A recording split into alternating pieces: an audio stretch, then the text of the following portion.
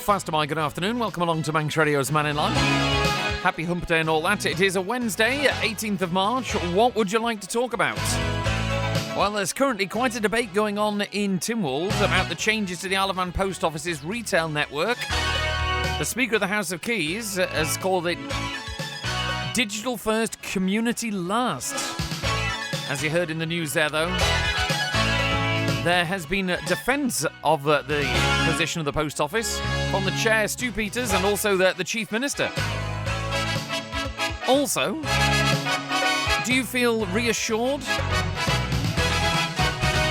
when the Chief Minister says that the Isle of Man is well capable of providing support if energy bills skyrocket in the wake of the war with Iran? That was what he was telling Tynwald earlier on this week. Also, plenty of other things in the news to chat about. I'm sure we will refer at some point to the Lord Street development.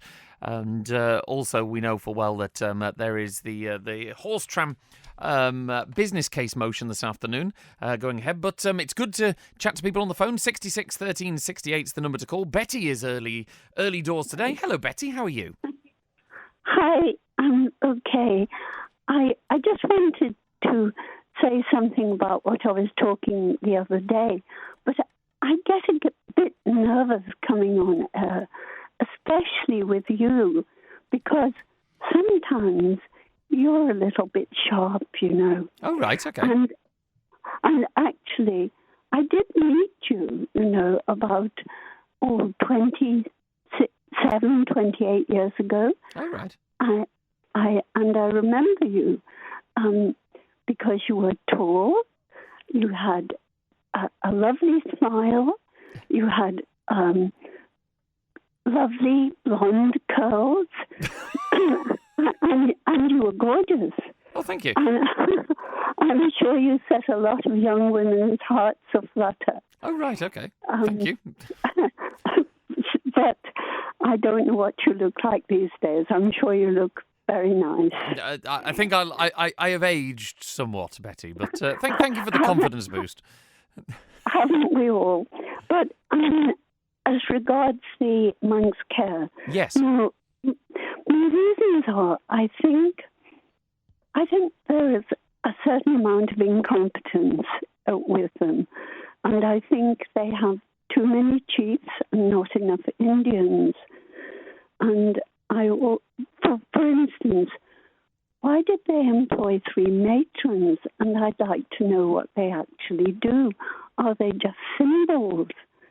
And do we need a diversity person? I don't think we do.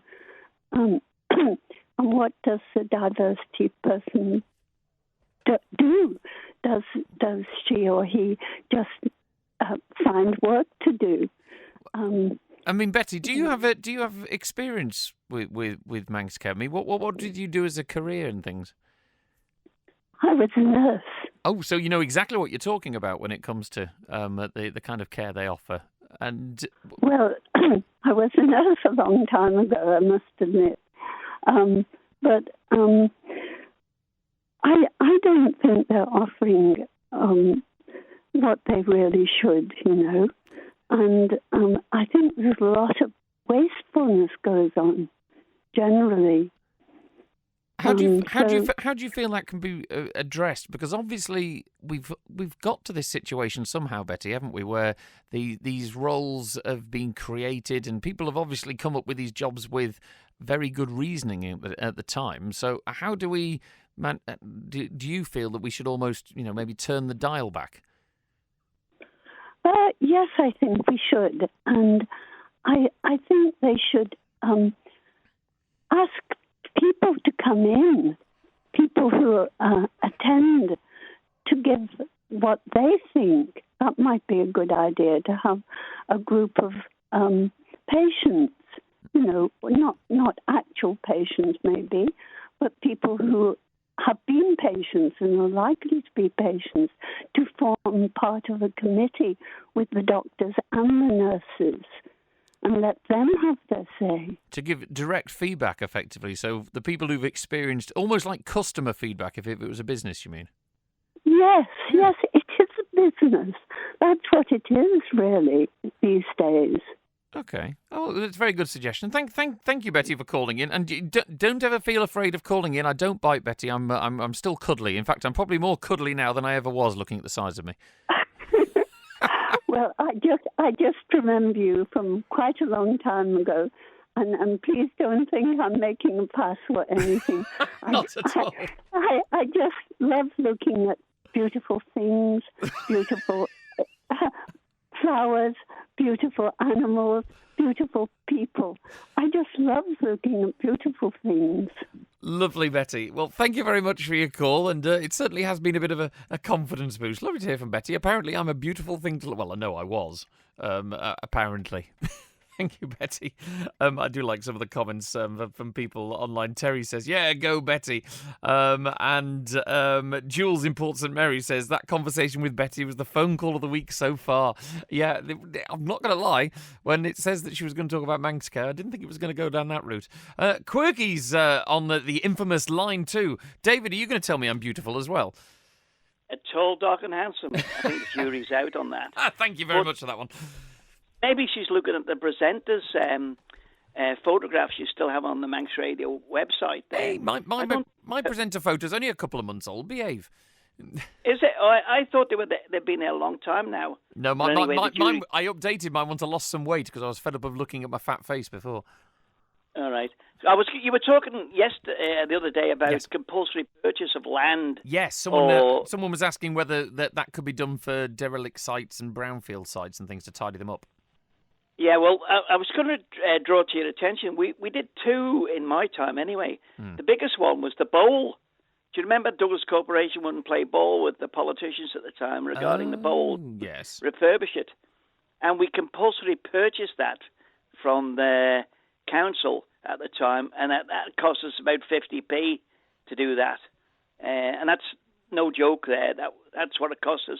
And look at the facility we've got now for the future. For every sport that goes on down there, week in, week out, there's always somebody playing down there. I'd argue, David. I'd argue the seats could do with replacing, and the canopy cover could do with going all the way around the pitch with a decent sound system. Just I'd agree with you that. There, and many a time we've actually, when I was a representative from the FA from Onken to the FA, we said about this seats and whatever. And if anybody that knows me, I always take photographs of something and then send them in. And some of the seats were terrible. And do you remember the time they put all the netting because the balls, where some of the seats are placed anyway, they used to, because they're quite strong, kicking the balls over, and they used to smash the seats. Used to say to them, take the seats out of the areas which are no zones and put them in the different ones. And the weeds, it's like everything else, Alex. They're never looked after, is it? You've got to have somebody that's looking after the place, getting the weeds done. Because weeds do grow on, believe it or not, AstroTurf, false grass. Well, I believe the bowl's actually getting new AstroTurf on the pitch, isn't it, in a couple of weeks, if I remember rightly? Well, there's a plea out there, and I've written to the minister, Daphne, what are they going to do with the old carpet? Because at the end of the day, okay, maybe for national sports things, but it would do ideal for a club or a school or anything like that would want a small piece of AstroTurf. It's massive. Oh, your back garden, David. With some plastic daffodils, you wouldn't have to maintain it or cut the grass. Cut it. Well, we wouldn't have the green initiative or the ambience of Onken, really. No, that's true. Where you live. What was the other thing, by the way? You said that it was the bowl that was compulsory purchased. Was the second one like the Villa Marina or something? Richmond Hill.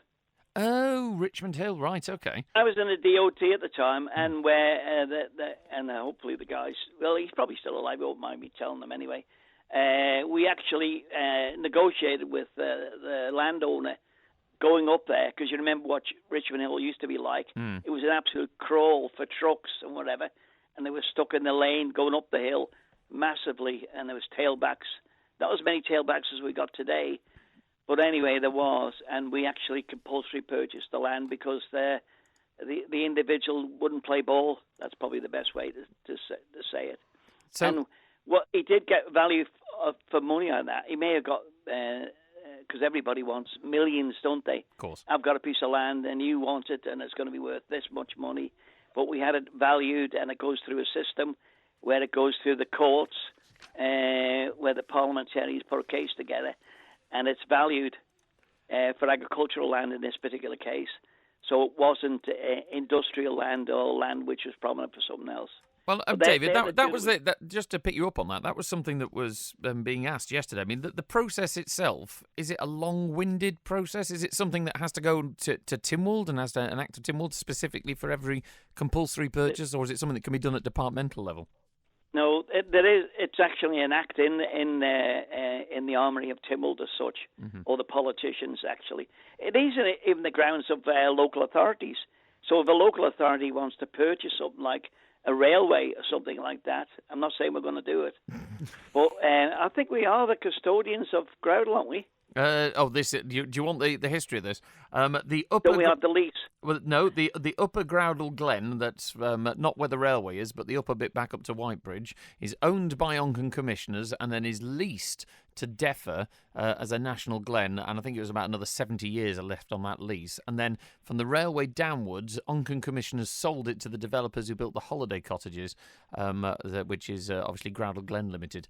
When you get to that point of there's the footpath just below the railway, you can tell who owns what and who's maintaining what, because there's effectively like a boundary line. So yeah, it's a mismatch of ownership. Yeah, but what I was going to say, Alex, was things can be done. So if you're listeners, you don't put on next week, so it'll be Andy on it. Yes. We could choose some of the areas which should be done, compulsory purchase, or be looked at in the future, and let the population decide what to do, never mind the politicians. So you think that, just to clarify, it's only national government that has the compulsory purchase powers, not local authorities? No, we could suggest something, and then, because we've got a new minister there now, Tim Krugel, he would probably consider local authorities a bit more reasonable than the previous minister used to do. Because, just give you a little quick on that and I'll disappear, is that regarding, we wanted a 1624 zone near Onchan Park to stop commercial vehicles parking infinitum. They're all taxed and wherever like that. Some of them look awful there, and she wouldn't do it. And that was a direct quote from her when I was at a meeting. Okay. She wouldn't do it, didn't want to do that. And we're requesting now, Tim, look at it again afresh from a new perspective, because the park's going to open in a few weeks, isn't it? Well, come back to us, David, and let us know if you get a response from the new minister. All right, will do. See you, boy. Cheers, boy. Take care. Great to chat to David Quirk there, and find out a few more details about that compulsory purchase orders and what's actually involved in terms of the compulsory purchase orders. I'm just going to give you some updates, as I mentioned, about the post office's retail network, and this is the story that's still ongoing. It's currently under debate in Tynwald, because the Speaker of the House of Keys has said that the post office is digital first, community last. June Watson MHK has brought a motion to Tynwald this morning calling for the Manx Parliament to recall a previous vote committing the post office to adopt a formal consultation process before changing or removing services, as well as noting the difficulties faced by elderly and digitally disadvantaged people on accessing government services. We've talked about this quite a bit on Mannin Line, not just with myself but with Andy as well, about digital exclusion. Everything has to be digital and everything has to be online. The Postal Service recently announced a series of changes which will see some services only available in 5 post office locations: Douglas, Peel, Port Erin, Ramsey and Castletown. Williston, Union Mills and Royal Avenue in Onchan will only focus on certain services from the 1st of April, whilst the providers at Onchan and Foxtel have decided not to continue in their roles. Ahead of moving his motion, Mr Watson spoke to Manx Radio's political correspondent Phil Gaughan. Post Office consistently say that this is a loss-making part of their network, and I and many others would say this is a service-providing part of their network. It's an essential part of life, and it's not about living in some wonderful state of the past. But I think government's been caught out with its sort of digital-first, community-last approach to delivery of services, and I think this needs exposing, and you can't just go and stop delivering services in a local community at the end of this month and hope that the hubs will be ready in a few months' time to help pick up the slack. I think it just shows a horrendous bit of bad planning on behalf of government and the post office, a lack of joined-up government, and hopefully Tynwald members will have something to say on that later. There is, though, a phrase, use it or lose it, and I guess one of the reasons why these services are being withdrawn from post offices is because very few people actually now need to use that service. Well, actually, I wouldn't necessarily buy into that, given the numbers that were given to us this morning by the Treasury Minister. Hundreds of thousands of pounds a year going from government to the Isle of Man Post Office and on to sub-post offices for delivering those services. So I don't think that really stands up at all. I'm not trying to push water uphill, and the direction of travel is definitely increasingly digital online. The problem is that they withdraw the services from local areas where some people just aren't digitally enabled. There needs to be that support for those people to ensure that they can still pay their rates bill and do other things, whether it's online or otherwise, but they need to be able to do that in their local community. You and I, we can do that sat at home on the internet. That's not an option that's available to everyone. The post office, as at present, still provides that option for those people who need it, for those who find it difficult to get out and about, and they can do that in their local community. We've been promised hubs. They'll be coming down the line sometime, maybe, there'll be a report in June, so when is that going to be implemented? And that's the real gap. That's the gap that I'm worried about, that people are going to fall into. And as a director of Southern Befrienders, I look at some of the clients there and worry about if the post office isn't seeing them come through the door, if the people at the co-op or Tesco aren't seeing them come through the door, then how are you going to make sure that these people are okay and there's someone just keeping an eye out for them and helping them deliver the services to them? That's the Speaker of the House of Keys, June Watson at MHK, talking to Phil Gaughan. So what's your thoughts? Are the post office offering a balance by putting a number of services still in the, what you'd say, almost the big five locations, and maybe the smaller, more regional post offices possibly have had their day in terms of the fact that, more regional services and things like the post office, schools and things like this were of a time when we didn't used to travel as far and we weren't all reliant on the motor car. Or is it a case of, we're all facing more of what is considered digital exclusion? And as Mr. Watson says there, that we keep on getting promised these hubs and nothing ever happens. Does seem to be a bit of a trademark of government in recent years. Okay, lots of talk, not much action. Okay, what's your thoughts? 66 13 68. Thank you to Terry, who's messaged in.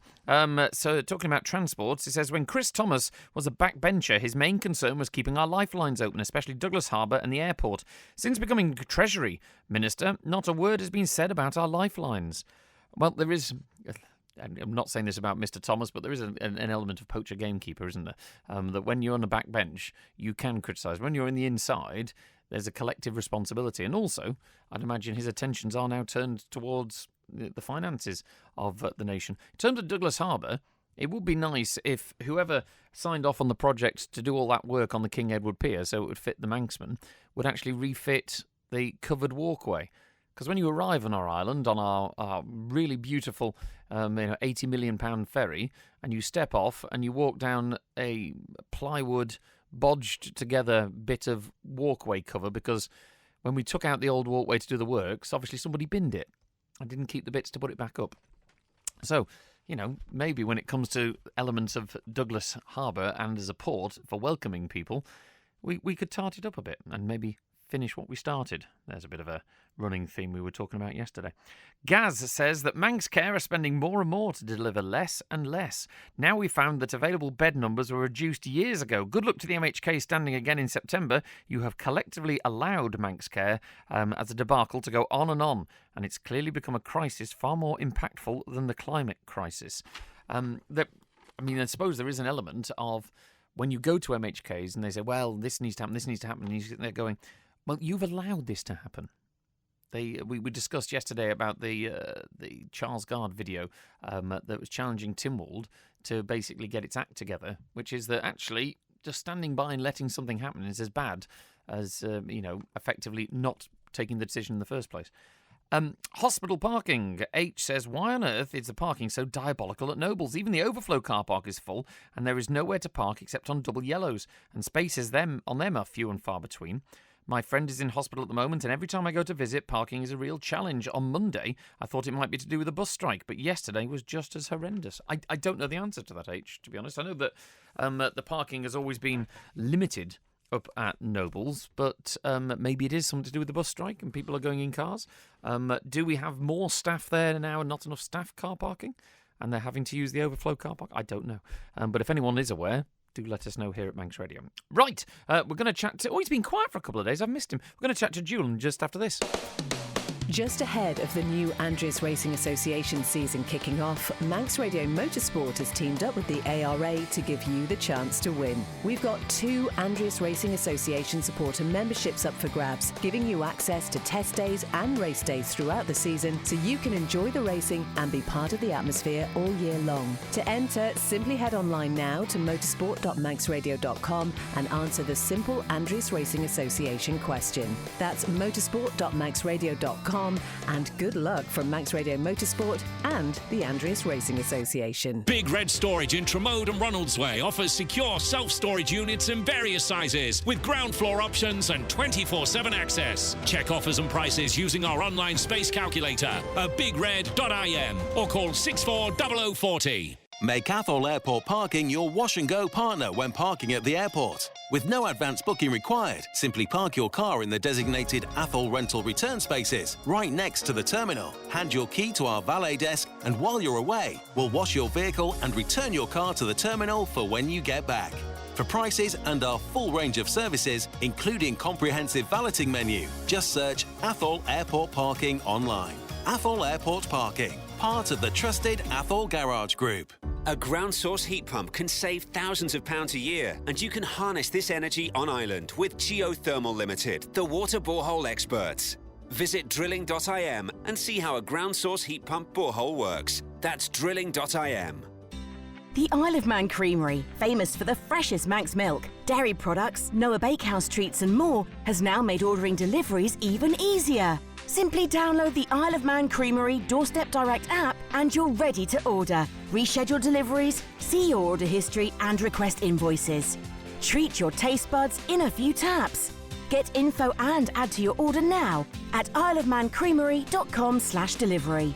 Or visit your app store to download the app now. Offering a high-quality education from years 3 to 13, Benbridge Academy provides an alternative choice for students and families. Our online curriculum gives you the opportunity to take control of your child's education with a pathway that meets their individual needs. Small class sizes and excellent pastoral care allow our students the freedom to thrive. For information or to book a free trial, call 873 139 or download our prospectus at benbridgeacademy.co.uk. Embrace the future with Benbridge Academy.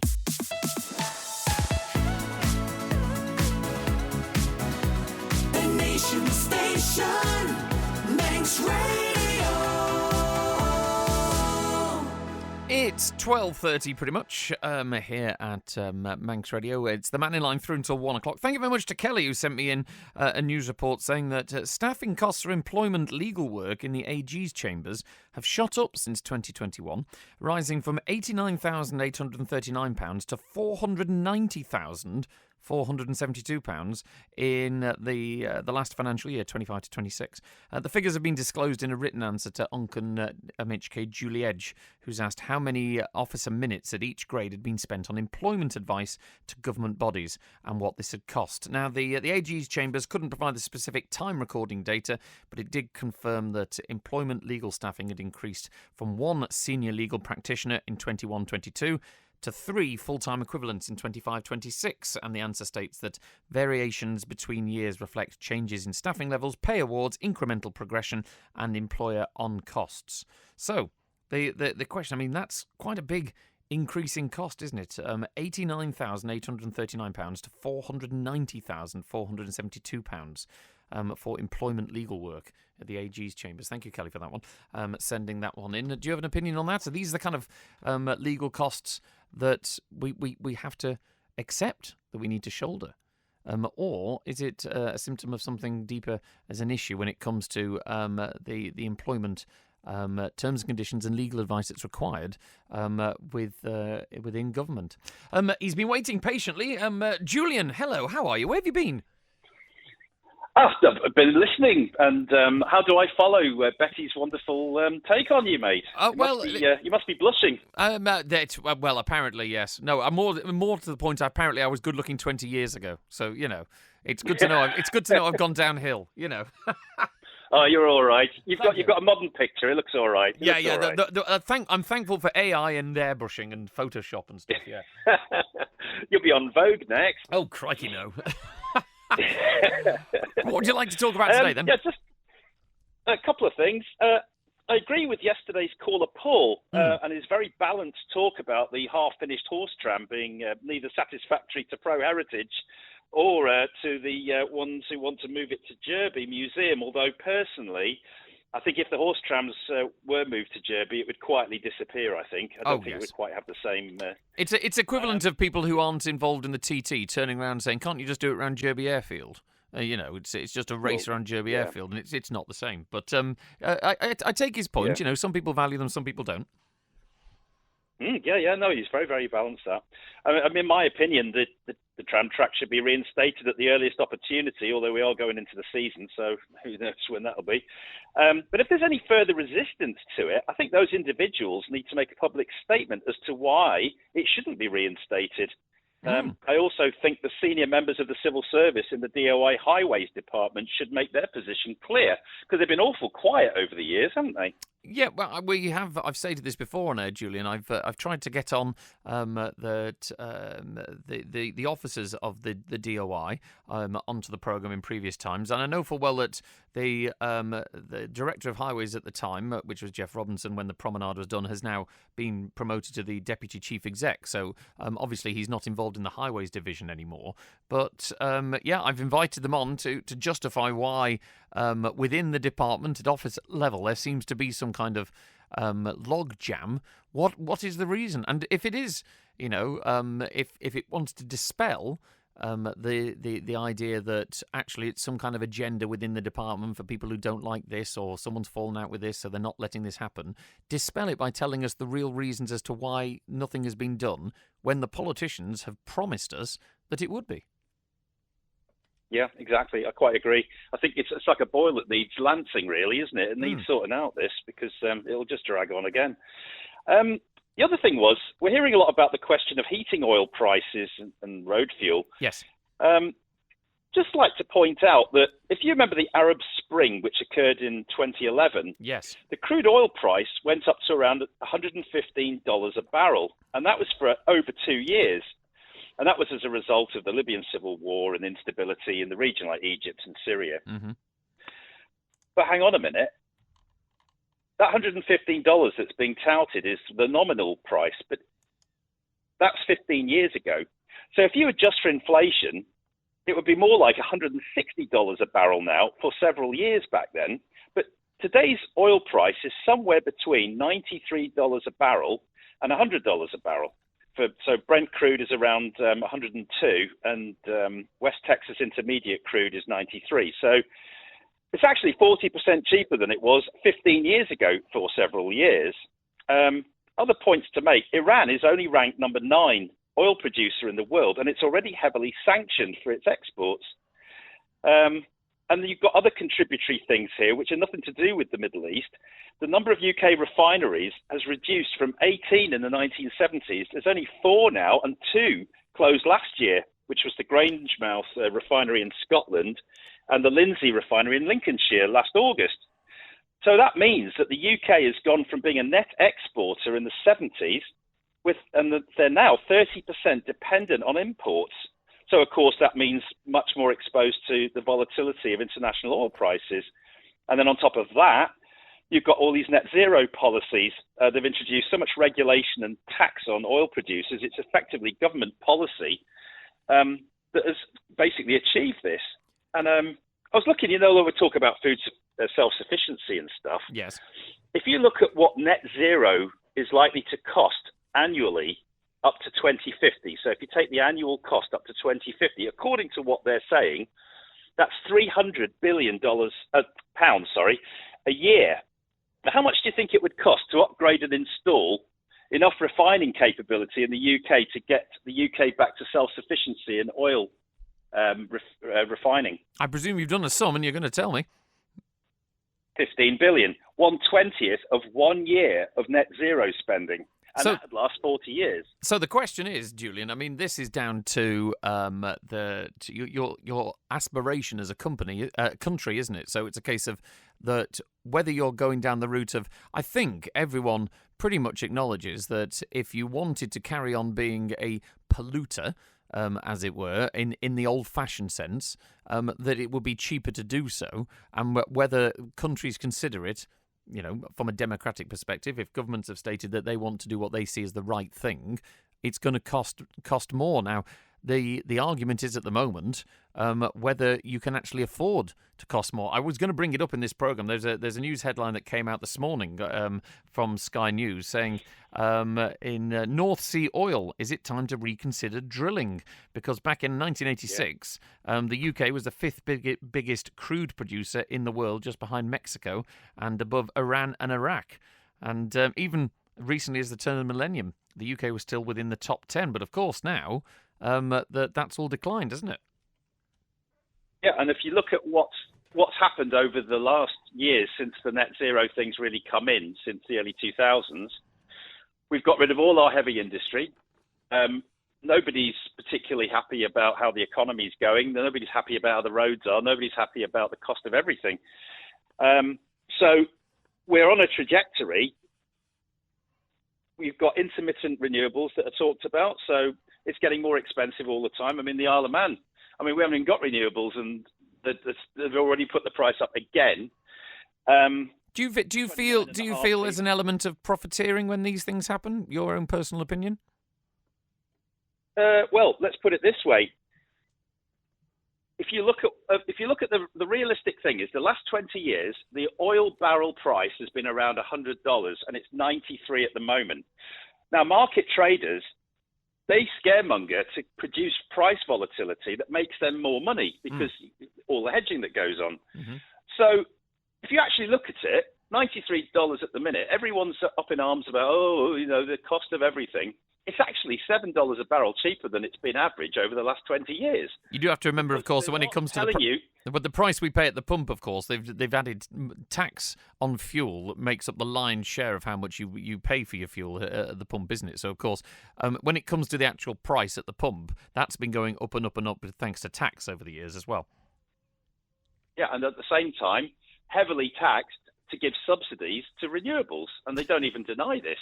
So there's massive money going into the renewables. At the same time, they're heavily taxing the oil producers. So you've got this, it's not exactly a level playing field when it comes to the way that our energy is being changed by government policy over the years. So I don't know. I mean, if you've got market traders squawking about all this stuff, just bear in mind that they're only giving the nominal price. Whereas if you alter it for inflation and look back compared to what it would cost now, it actually hasn't changed that much. So all this squawking about, it's the end of the world, it's just market traders that are just trying to stir things up. But actually, realistically, the cost hasn't actually changed that much. Oh, okay. Well, thank you very much for that one, Julian. I think it's almost a Julian message of keep calm and carry on. That's don't make panicking decisions based on maybe what you're seeing on the international press. So thank you, Julian, for doing the research on that. Sue's been waiting patiently on the line. Hello, Sue. How are you? Hello, Alex. I'm very well, thank you. Yourself? Oh, not so bad. Still blonde and gorgeous, apparently. Don't you start. I don't know where that came from, but yeah, if nothing else, it's always nice to hear positive things. You don't hear much positivity on the world, do you? So. Oh, bless you. Bless you. I've been listening today, and I listened on the podcast from yesterday, and I have this niggling feeling in the back of my brain that keeps mulling around, which says that a lot of the things that are going on at the moment regarding things like the horse trams and sub-post offices, they're going to turn into charities of one way or another. Mm. So if the government, again, is given £1 million or however much they need to take the horse trams to the sea terminal, then if that money is spent elsewhere again, then somebody is going to turn around and say, oh, well, we're fed up with this. We want the horse trams to go to the sea terminal. We will raise the money for it, and that money will be specifically for the horse trams to go to the sea terminal. And I'll tell you now that the Treasury Minister, we were sent an email that he had sent to a constituent about this, and he stated within it about how if he gets voted back in a position of power in the next administration, he will make sure they go. But there is also a comment there that if there are any supporters with, effectively deep pockets who'd like to support it, yes, I think there is that feeling that actually we don't want to foot the bill, but there might be somebody out there who's got deep pockets who will. Yeah, exactly. And similar with the post offices, the sub-post offices, not so much as footing the bill, but somebody is going to turn around and say, well, there are elderly people in our village who don't have internet ability.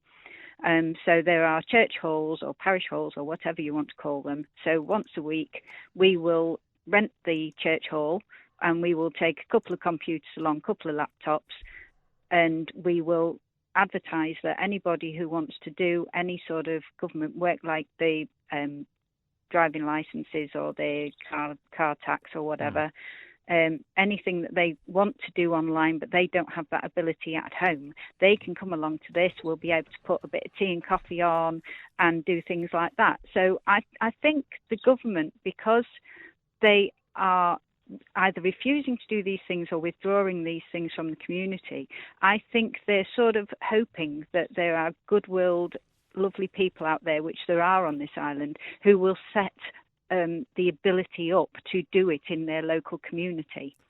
The question is, Sue, what you're painting a picture of there is almost, how far does it go until the community all come together and, get the money together, or maybe get donations and people pay towards this to run services, and you sit there going, surely that is the premise of what a government is. You vote someone in charge, you're paying them your money through taxes in order to provide services.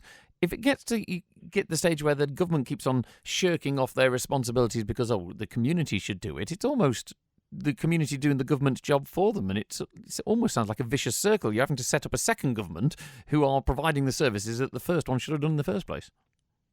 That's my point exactly, and it's quite scary, really, because if it does start to happen that way, then the government's just going to keep withdrawing services, withdrawing things that the community needs, and not fulfilling things such as the horse trams, and just keep messing the island about like this. And then people of the island are going to get fed up with it, and they're going to say, right, we'll take this into our own hands. We'll set these things up ourselves. We will run them either as a charity or as a goodwill thing.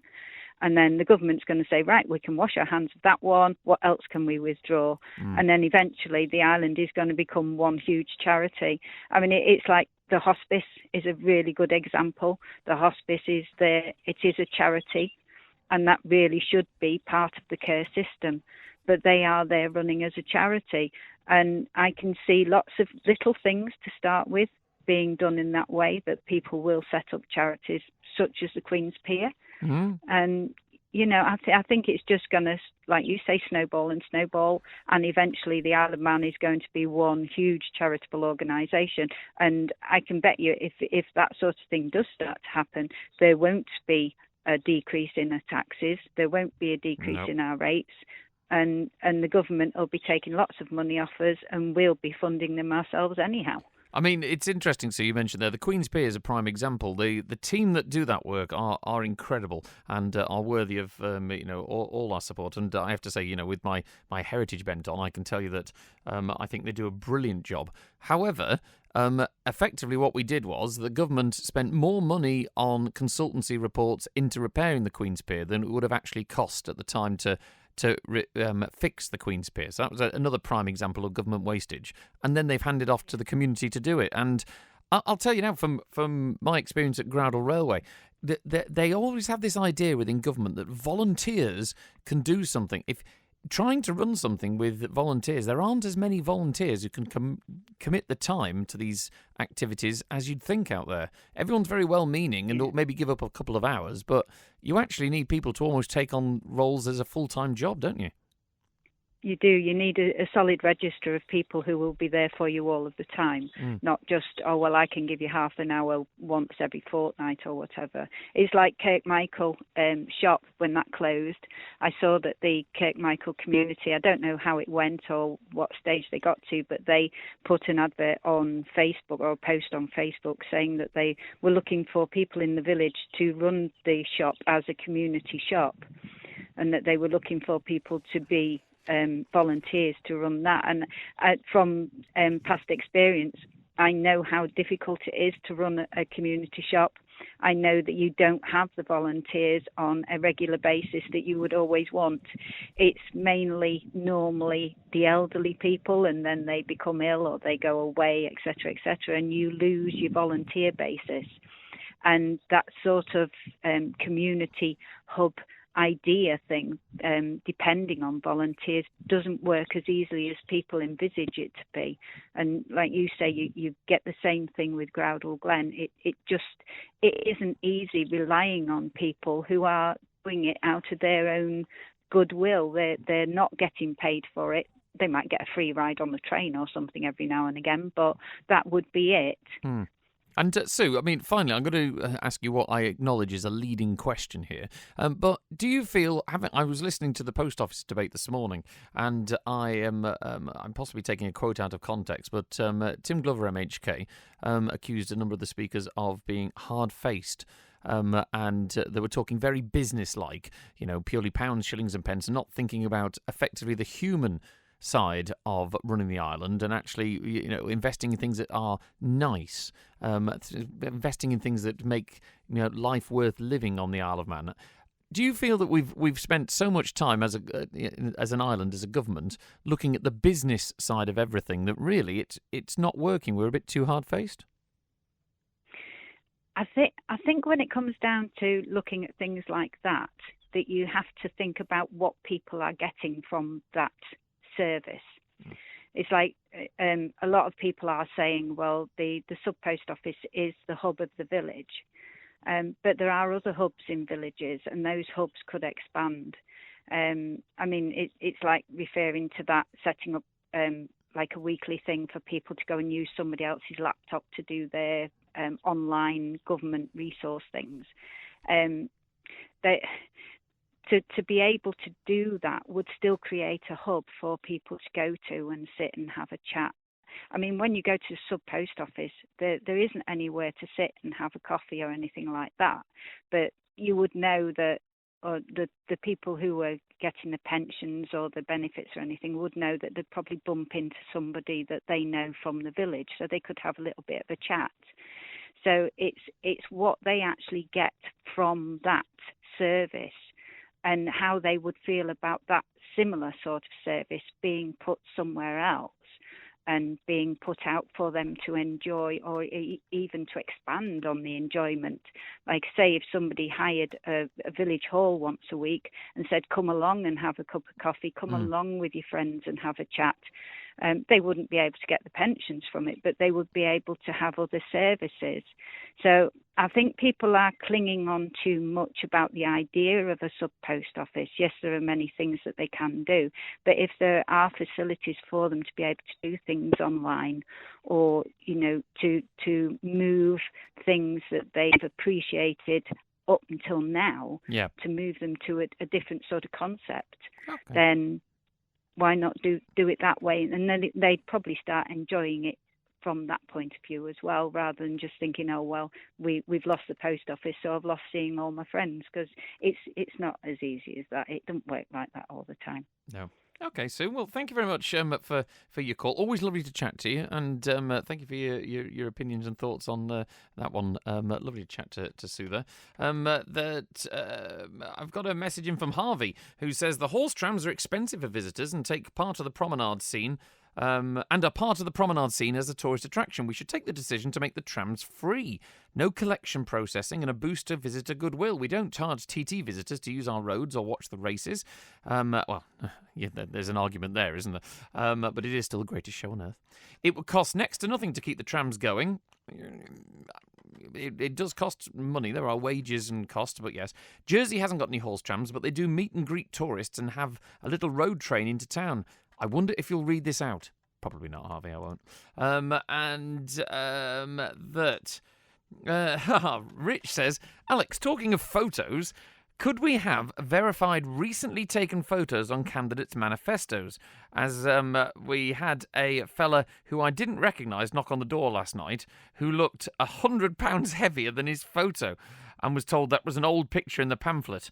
It could have been shortly after he left school, and lots of candidates do this. Should it be a recent photo? That's a very good point, actually, yeah. In terms of, candidate manifestos, get yourself a new photo.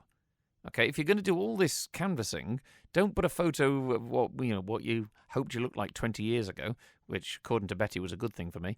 Have a recent photo so people recognise who you are. Yeah, that's a good point, actually. Thank you to John in Onken says, when's Ben Cunningham next on the show? He's great.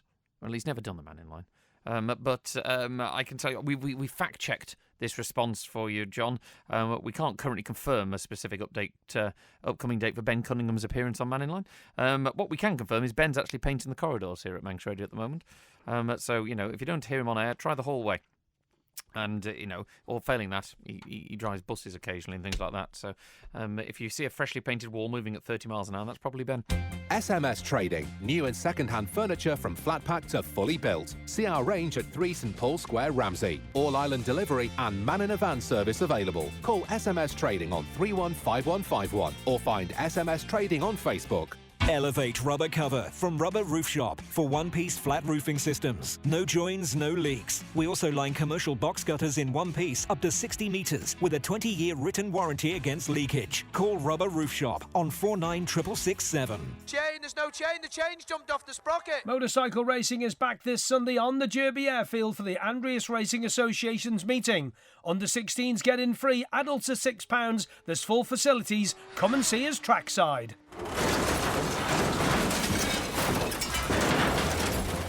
Scrap metal coming out of your ears? Then there's only one place to call, Castane's Scrap Metal, of course. Castane's pay top prices for lead, brass, copper, aluminium and stainless steel, as well as ferrous metals, scrap vehicles, and they're even licensed to scrap lead-acid batteries. Drop it off today, or Castane's can come and take it away. Castane's Scrap Metal, Foxtel Road, call 801-337. Cannell's Agricultural Supplies have been serving the good folk of the north for over 30 years, supplying homegrown wheats, whole and rolled oats, working clothing, fencing, animal feeds, parts, tools and emergency supplies. Call Julia on 880206 or find Cannell's on Facebook. For a wide range of wood-burning stoves and a complete installation service, visit The Snug in Ramsey. And we don't stop there.